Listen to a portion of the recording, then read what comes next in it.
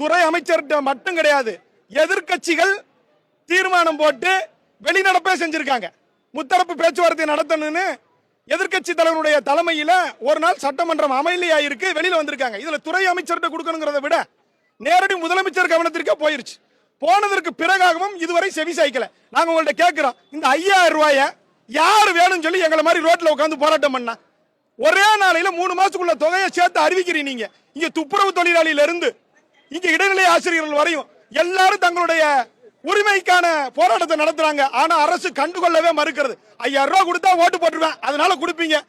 பண்ணையாளர்களுக்கு உழைச்ச தொகையை கொடுக்க மாட்டீங்கன்னா இது எந்த வகையான அரசுன்னு எங்களுக்கு ஒன்றும் புரியல. எல்லாருக்கும் எல்லாருமான ஆட்சிங்கிறத கூட எங்களால ஏத்துக்கிற முடியலங்க.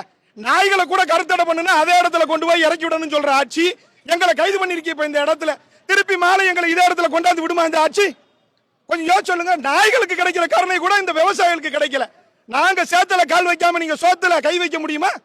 ஆனா இந்த விவசாயிகள் எப்பொழுதுமே கண்டுகொள்ளப்படுறது இல்ல. இப்ப நீங்க குண்டாஸ் போடுற அளவு மாறிடுச்சு. விவசாயிகள் மேல குண்டாஸ் போடுற அளவுக்கு இந்த அரசு கொடூரமான அரசு இருக்கு. இது எல்லாருக்குமான ஆட்சினா எல்லாருக்கும்னா யார்? அமெரிக்காவில் உள்ளவங்களுக்கும் ஆஸ்திரேலியாவில் உள்ள மக்களுக்குமான ஆட்சியா அது?